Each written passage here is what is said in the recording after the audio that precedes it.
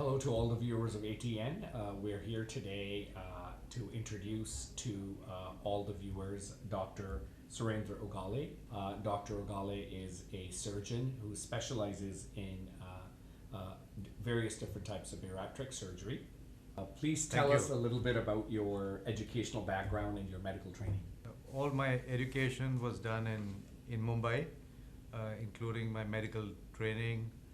And then about 25 years ago, I moved to Hyderabad and I got into laparoscopic surgery at an early stage in India. And then it progressed to advanced laparoscopic surgeries, then to bariatric surgery, and then even more complex and advanced, the surgery for diabetes. Just tell us briefly about laparoscopic surgery. What does that entail? So laparoscopic surgery involves making small incisions on the abdomen as opposed to making a big incision and doing an open surgery where you would do the surgery with your gloved hands.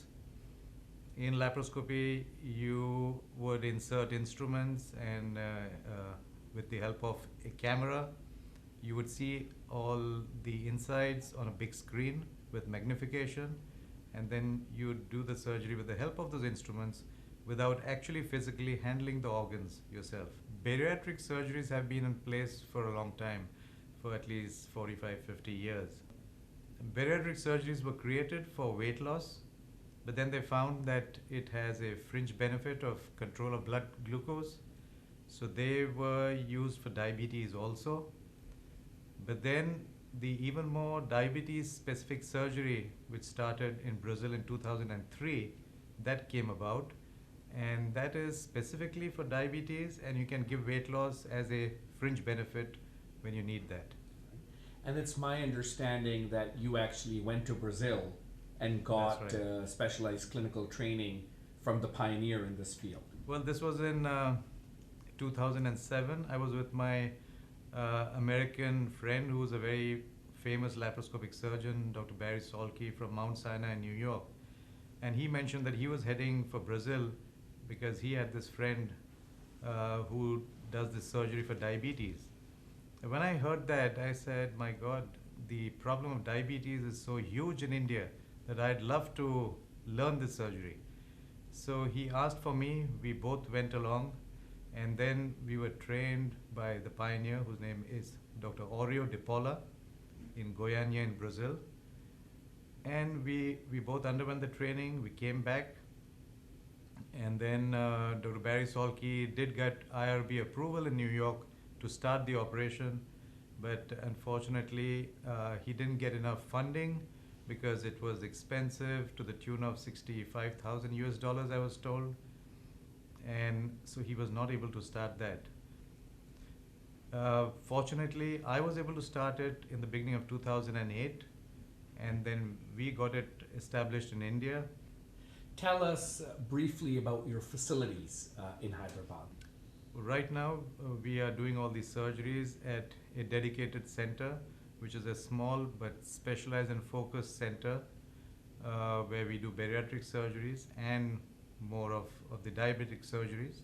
So at surgery, I need two other surgeons with me so that we can coordinate well and expedite the surgery. The nurses are trained in laparoscopic and bariatric surgery. The team on the anesthesia front is also familiar and well versed with these types of surgeries, because sometimes we have diabetics who may be morbidly obese, some may be having heart issues, may be having problems with the kidney. So it helps for us to have a team that understands all these different aspects, and so we can do it safely for our patients.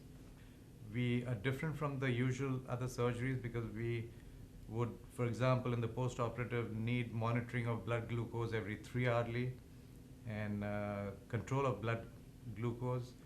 So they are tuned to this, and that is a big help for all the post-operative care. Well, the actual surgical operation takes about 4 to 6 hours on an average.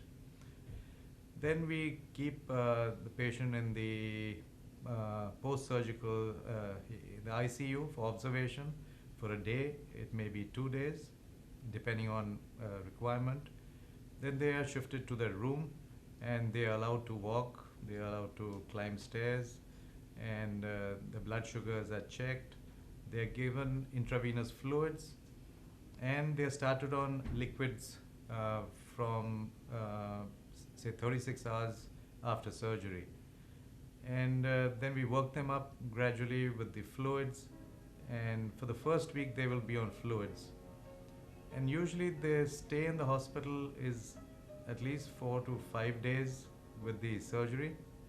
If needed, we might have some patients in longer. And then, how long after a patient is discharged does it take for the patient to start integrating back into basic activities of daily living and progress into sort of normal life activities? We usually find that between 8 to 12 days, most people can get back to their normal work.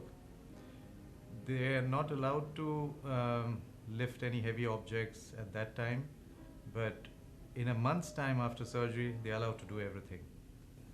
In terms of the surgical procedure for diabetes, am I correct? Primarily for a person to manage their diabetes or control their diabetes, there are two approaches: what I'll call the conservative approach or the surgical approach. Conservative management would involve medication, and most people, if that doesn't work, will require insulin. At what point in time would you recommend somebody to contemplate or think about getting surgical treatment to manage their diabetes? So the first thing that we need to point out is the fact that surgery is available and can be used for diabetes, because traditionally diabetes has been a disease which stays with you lifelong, where you have to take your medication as tablets.